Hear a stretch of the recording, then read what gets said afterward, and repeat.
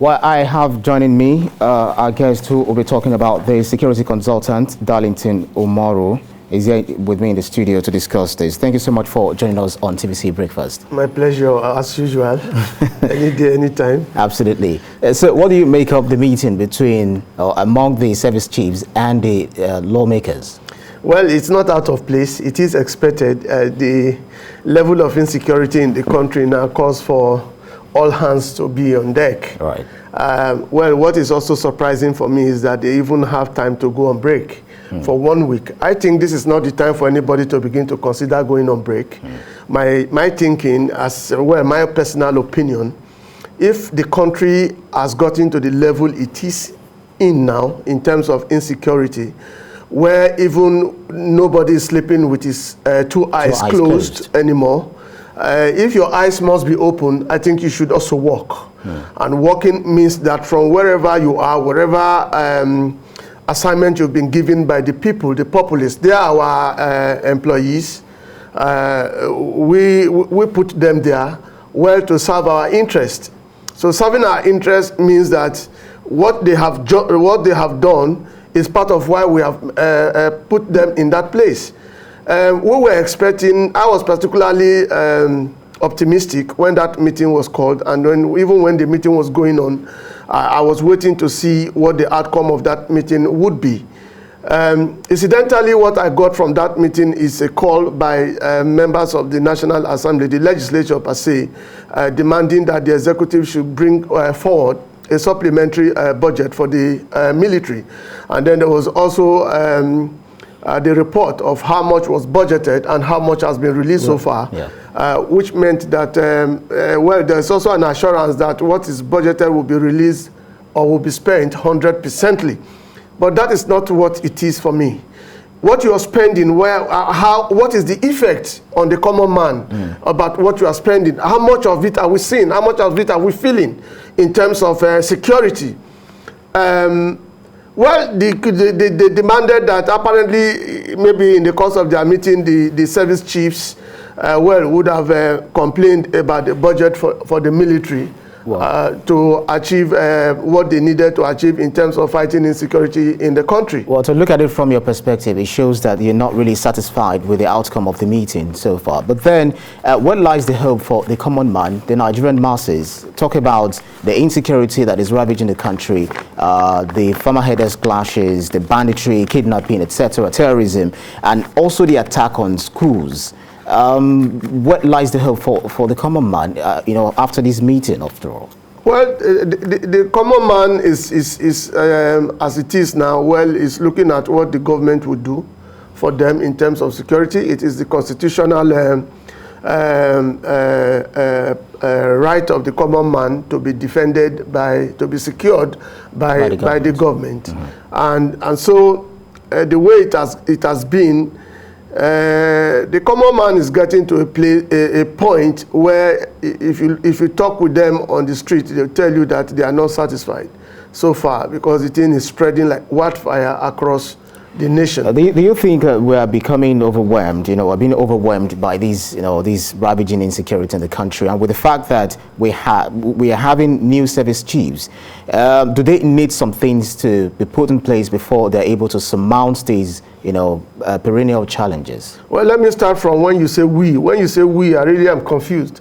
I do not know whether you are talking about you journalists. I don't know whether you are talking journalists about and Nigerians. Whether you are talking about the common man. I don't know what the segregation is here.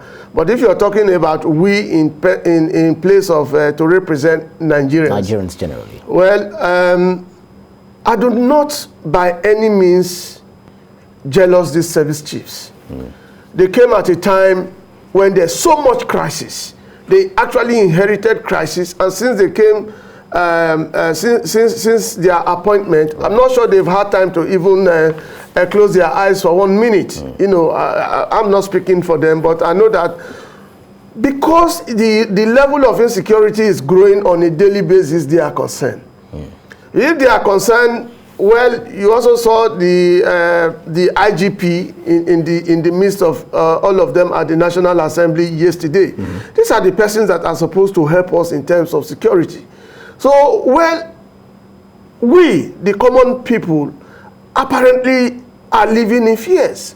If you listen to radio, no, the matter is not helped. If you look at televisions, nobody is encouraged. Right. And then if you meet the people physically and directly, on every day, in fact, sometimes you want to celebrate a day where you don't find killings on reports by either the print or the electronic media. And that's quite very disheartening. And we've got some experts, some analysts who are saying that, okay, we've got different security agencies. We've got the NSCDC. Why don't we convert the NSCDC to community policing? So because they're already equipped with weapons, they're equipped with the apparatus that they need to fight insecurity. Do you also subscribe to this call? Community converting the NSCDC to state policing and all that. Community policing. What will change? Because they believe that the president or the presidency, the executive, might not be able to fight the insecurity ravaging the country. Might not is taking it away from them. I don't want to agree with that. Okay. When you say might not be able, so why are they there? If we don't believe that they can do it, then let them leave. For goodness sake, there are constitutional provisions in terms of security. And who takes charge? It's not you and I, but what we find today is that individuals are taking it upon themselves to begin to find ways of protecting themselves. Regions are beginning to form regional policing. You see what we have in the West, the Amotekun, and then you find some of those things in the North also, states, and then now we have that in the East. Ebubeagu. Now, what is all of this? What is all of this becoming? It meant that we are taking our confidence away from the government for securing us. And so if it's getting to that point, then we should begin to tell them to leave. But please, the Constitution provides that the government should provide security for our lives and property. And that is precisely why they are there. That is precisely why they are fighting it. Let us see what we can do to contribute. Converting NSCDC to community policing will change absolutely nothing. The NSCDC has their own constitutional provision, what they are supposed to do. Right. But now, because of the level of insecurity, they have been brought back into helping the other security agencies in fighting insurgency, in fighting insecurity at large. Well, the outcome of the meeting is something that we also keep looking forward to, because we want to see how this, really pans out. But then, what kind of legislative support do you think the lawmakers can advance to help the security chiefs? First is for them to sit there and work. Sit there and work. The country, it's not just the executive now. The executive is having a lot of issues on their hands. The legislators should also sit. In fact, I think they should even increase the number of days of their sitting and then try to see how they can provide solutions. Good, wonderful. What they did yesterday is wonderful. Calling for a meeting between them and the service chiefs, and then trying to, all of that is to find a way forward. And in the course of finding a way forward, whatever you may have discussed, whatever agreement you may have reached, how do you follow up from your break? How do you follow up? How many times did they sit in a year? How many times did they sit in a month? But now that the country is in the level it is now in terms of insecurity, all hands should be on deck. Now legislators should begin to think of how to support the executive. This is not time to begin to raise shoulders. This is not time to begin to complain. This is not time to begin to cry on the floor of the National Assembly. It is time for us to all work. It is time for us to begin to provide solutions. What we want now is solutions. Solutions that will help the security, solutions that will help the executive, solutions that will help the common man. How do you boost up the morale of the security men who are fighting this insecurity at the moment? Their morale must be raised. Financially, they must be supported. Their families must be adequately taken care of. Right. Those who have died in active service, their families should be taken care of, so that those who are working will have that confidence that in the course of fighting for this country, in the course of laying their lives down for this country, if peradventure anything happens to them, that their families will be very well taken care of. Absolutely. Do you also subscribe to the fact that the presidency is looking forward to inviting AFRICOM to combat these challenges that we're facing? Is that to say, well, let me get your opinion on that first. Well, it's not out of place. It's not out of place. Terrorism is a global challenge. It is not limited to one region, it's not limited to one country, and it comes in different phases. It depends on where they are and how they are attacking those areas. And if it is so, the country, the globe, whether America, whether Britain, whether France, the superpowers should find a way of liaising with every other, the lower powers, so that they can fine-tune a way of, attacking insecurity. Insecurity attacking Nigeria is affecting other places, whether you like it or not. Have you ever thought of, if there's issue in this country now, today, that will begin to make people depart, and then the surge into some other countries? If they move into some of these nearby countries, the population of this country, they will take over those countries. But if you may recall, we recollect with pride the moment the head of state, our former head of state, General Murtala Mohammed, when he declared that to the world that Africa has come of age, it's no longer under the orbit of any extra continental power. It should no longer take orders from any country, however powerful. He was trying to say that there was no need for us to subject ourselves to other superpowers. US, was it getting AIDS? US in this regard, and the reason was it getting AIDS? I'm trying to drive at the financial point. AIDS. I'm trying to drive at the point. Oh, please. The thing is, some experts are now saying that we know that AFRICOM, the US, helped them in Syria, in Yemen, and some other places. They are present there, and they are still being faced with security challenges. Nothing has happened at the end of the day. So they are afraid that if we invite AFRICOM to Nigeria, we might also be facing this problem. Continuously, there's no guarantee that the security challenges will go away. But at least it will add up to what is happening now in terms of fighting insecurity. Now, we have been fighting Boko Haram when they came in place, and that now it has multiplied. Right. Boko Haram has a number of factions now. It was one at a point in time. Now that has also increased. You also have headers. If we have headers, now you're also having regional challenges. Okay, right. You have people who are talking about breaking away, also forming one militia or the other. Okay, so please, why do you have regional organizations, international organizations? Why did the UN come into place? Why do you have African Union? Why do you have the EU? All of these are to find a way of helping one another. Now, if there's an issue here, and then the government is thinking that we need help, and they are asking for that, I don't think it's out of place. It's not the same thing as at when Gowon said what he said. The level of insecurity now, what Gowon faced at a point in time was the civil war. Murtala Mohammed. Sorry, Murtala Mohammed was the one who made that quotation. Who made that comment? Okay, Murtala Mohammed inherited the government from Gowon. Yep.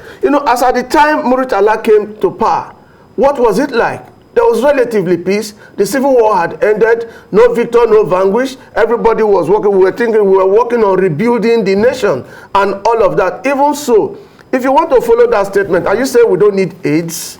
Are you saying countries? There's a limit. Perhaps it was referring to colonialism, not subjecting yourselves to neo-colonialism, slavery at another point in time. He believed we had enough to we actually had enough. If in terms of finance, our economy boomed at that time. What is the situation of our economy today?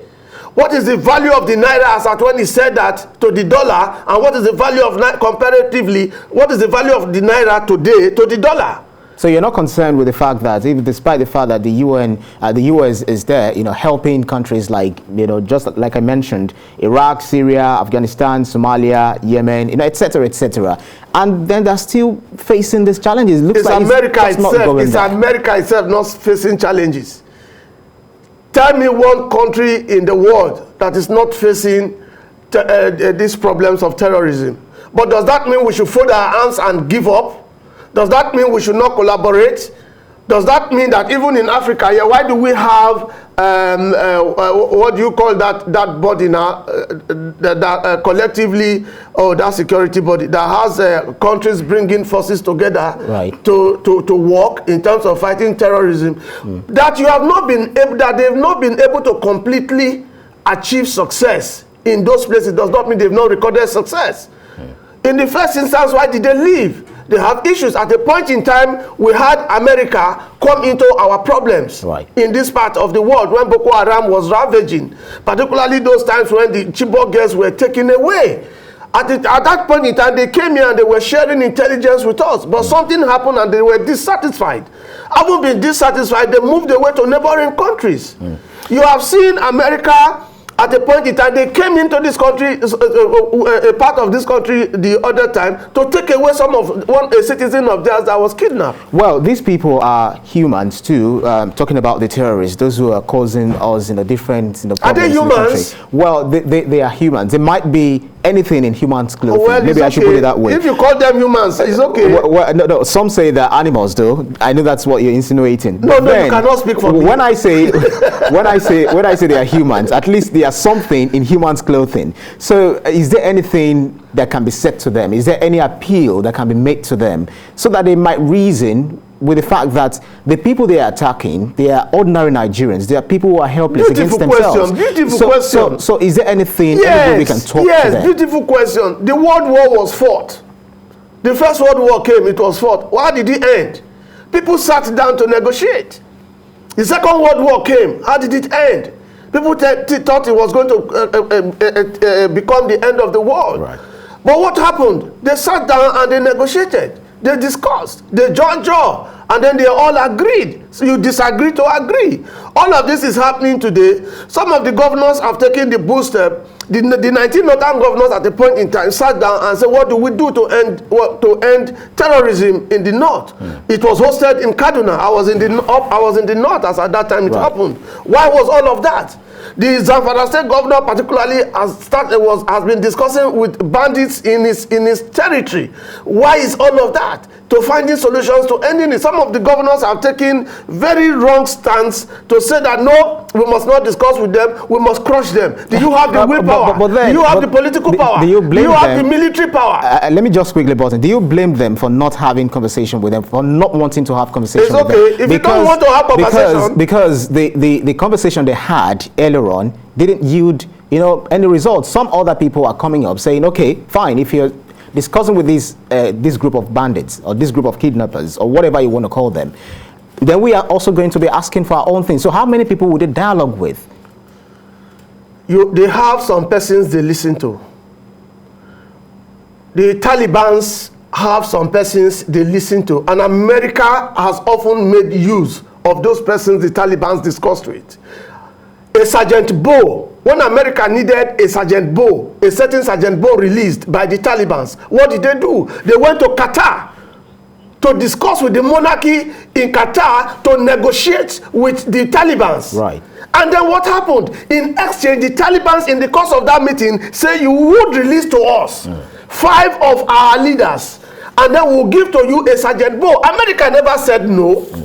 What happened? They released 5 deadly Talibans in place of Sergeant Bo. Sergeant Bo was released to America. Who did the negotiation? It was done by the monarchy in Qatar. Right. Are you saying today the bandits, the terrorists don't have people they relate with? We have somebody who is called the Mama Boko.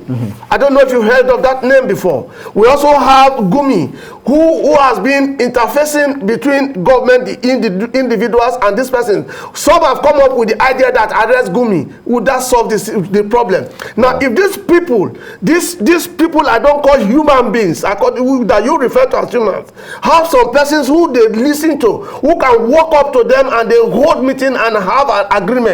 We have seen results out of all of that. Mama Boko negotiated and the Dapchi girls were released, and she promised that all of them will be released, even though a certain Leah Sharibu, up until these days, very sadly, is yet to be released. Very sadly. Gumi, we have had him interface with these people at certain times, even though ransom were paid, and these persons were released. What do we do? Why not harness all of these persons? Tell them, okay, let us meet with the leadership of these people. What do they want? Right. So, well, those are the questions that we are looking forward to the government answering, and we believe that we're going to surmount this issue and looking towards the interoperability of these different security agencies. Security consultant Darlington Umoro, thank you so much for speaking to us on TVC Breakfast. My pleasure. Let's find a way of also encouraging the government to do more. Criticism, let it be criticisms that will also provide solutions. Absolutely. And then let us also help to provide solutions. When you are criticizing, also make suggestions. Thank you very kindly. My really pleasure being here. Your opinion is very vital at this point.